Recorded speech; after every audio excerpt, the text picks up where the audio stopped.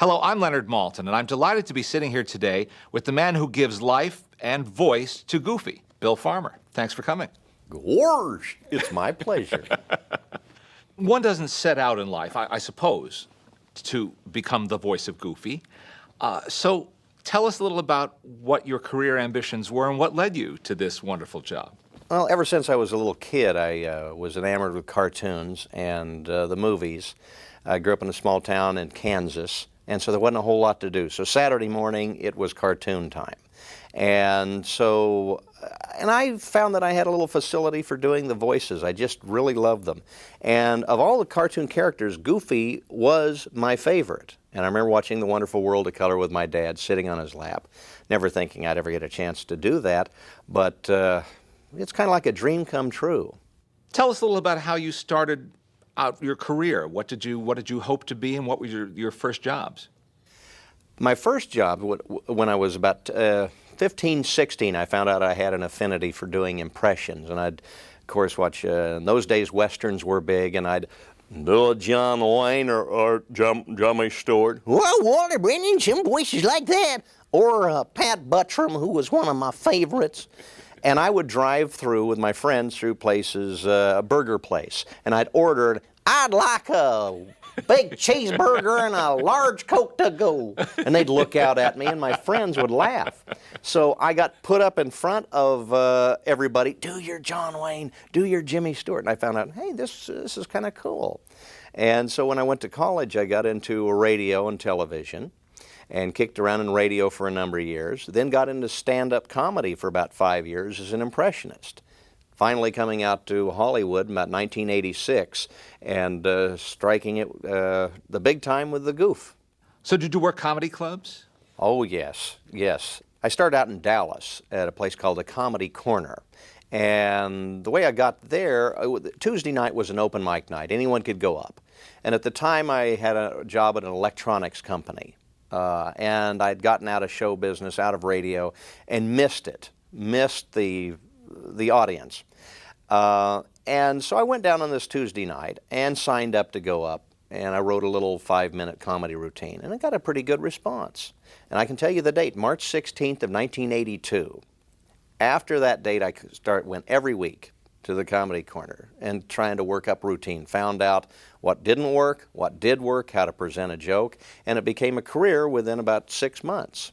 And I did that from 1982 until I moved to California in 1986. How'd you decide to make the move to Los Angeles? I mean, that's the goal of an awful lot of people who want to make it in show business. My agent in Dallas, I had a commercial agent, and she said, with all of the voices you do, why don't you go out and give it a couple of years in Hollywood to see what happens? And I'd just gotten married recently, about a year before that, and we talked about it. And so I left Jennifer in Dallas while I got an apartment out here and commuted for about a year.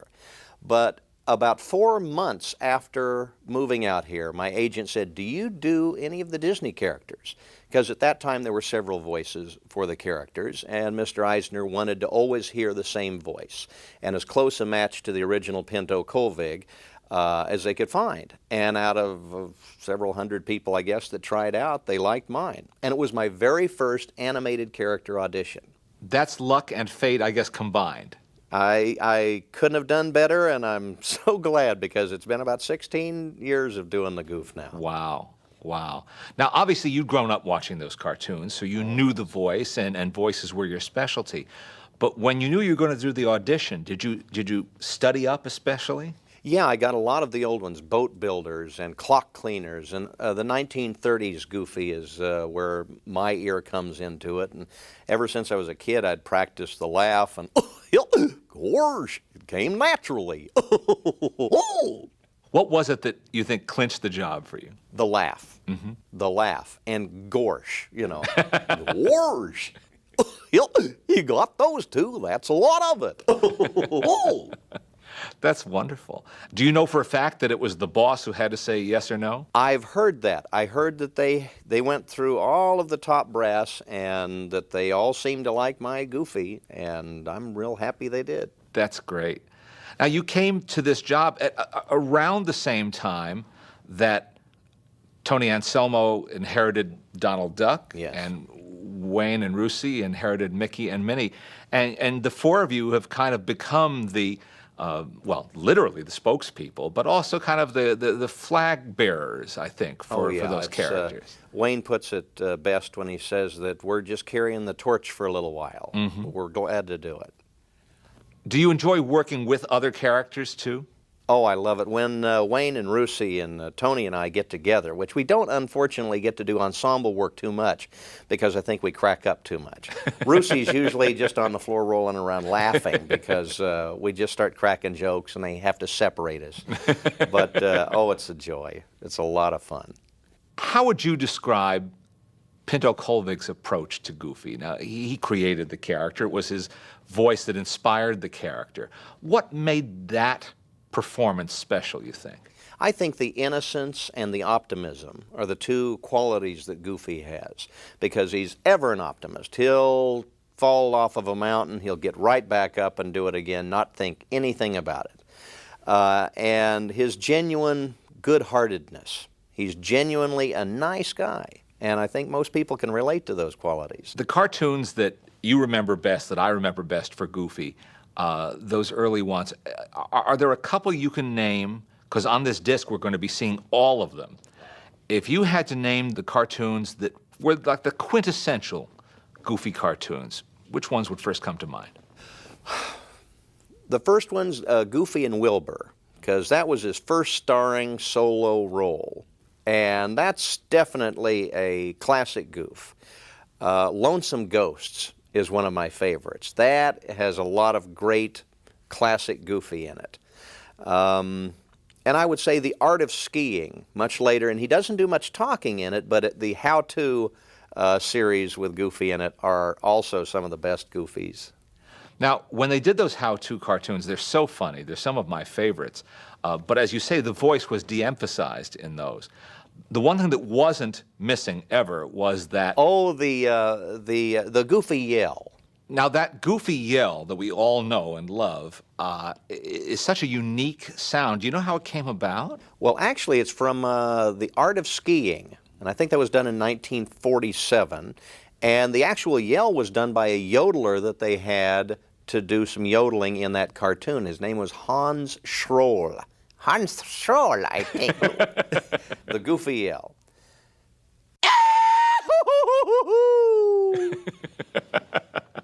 And you're called upon to do that with some regularity. Quite often. Mm-hmm. It's a specialty, and it's not a growth industry, but it's yours. No, but it's my little niche in the industry. So if you need the yell, give me a call. Now, Pinto Colvig came from a circus background and a carnival background, and that was his connection, I think, with people. He understood sort of grassroots comedy, what people responded to. Do you think the fact that you performed for audiences as long as you did gave you or gives you a grounding when you play comedy? I think stand-up comedy is the best training ground there is, because there's no such thing as pity laughter. You are either funny or you aren't, and the crowd will not, well, let's laugh for him because he's trying hard. No, you learn comedy, and it's the hard way to learn it. You learn it by recording yourself, listening. Well, that didn't work. Oh, that worked. I'll keep that in the act. And by doing it, that you learn how to relate to an audience, you learn what's funny, and you learn timing, and the acting that this is all about. Now, some people mistakenly think that what cartoon voices is all about is a funny voice. But it's acting, isn't it? Talk a little about that, if you would. When I first came out here, I took some classes from a great voice artist, Dawes Butler, who was the voice behind all of the Hanna-Barbera classics, Yogi Bear and Huckleberry Hound and dozens of other ones. And he was the one that put it in our minds first that it's acting. You're not a guy doing funny voices, you are an actor. And you're acting, so the acting leads the character, if that makes sense. The acting is premier. So to portray Goofy, you have to understand Goofy then, don't you? Oh, you have to understand him very well. You have to be goofy. You have to think goofy. You have to know where he's coming from. And that's a mistake with a lot of people doing Goofy's voice. They just make him sound like a hick or dumb, and I never look at him that way. I look at him as simple, yet honest, and a good soul, and that's what comes through first. Those are the qualities I thought they caught so well in a Goofy movie. I'm a great fan of that film, and I think it's such a sweet film, and I love the relationship between him and his son, and the way they set it up and turn Goofy, who is, in some ways you might say, an old-fashioned character, into a contemporary character that still made sense. Everybody thinks their dad's goofy once in a while. Yeah, it was a lot of fun to add the new layers to Goofy that we've never shown before. The nurturing father, the caring, the loving side of Goofy. And even in an extremely goofy movie, he has a girlfriend, and so he can be a romantic as well. So, a lot of new things we got to show. That's wonderful. Now, we should explain that you don't just do the voice of Goofy for television episodes or movies. Oh, no. Tell us some of the variety of ways and means you perform that voice. Goodness, since 1986, I've done probably close to 3,000 different projects for Disney. 3,000? 3,000, about 20-some albums. I've done talking watches, talking lamps, talking telephones, talking jalopy cars, and cartoons, movies, educational shows, industrials, commercials, about every venue that there is, Goofy is performed in. And if we go to one of the Disney theme parks and we hear Goofy, that's you, isn't it? It's a live stage show, it's me. Tell me about the reaction of children when they learn that you're Goofy. There are two general reactions. First of all, if it's one of my friends introducing me to a child and saying, "This is Bill Farmer, he does the voice of Goofy," they look at me very strangely because they're hearing the voice come out of this man. Mm-hmm. And so they're usually frightened and run away. I get quite often asked to speak to children in hospital through like Make-A-Wish Foundation and Famous Phone Friends. And that is where the magic comes alive, because on the phone, they only hear my voice, and to them it is so real. And we get so many letters coming back later on how excited these children are to get a chance to talk to Goofy. So when I'm on the phone with the kids is when it really comes alive. I don't imagine there are words to describe that kind of satisfaction. There aren't any. Plus, You bring happiness to people of all ages, kids and grown-ups alike. Your character has no dark side. No. Goofy is probably one of the sunniest, happiest, most upbeat, optimistic characters in all of cartoondom, and you get to be that character. I'm very lucky to get to hang around with him for a while. Thanks so much for being here, Bill. My pleasure.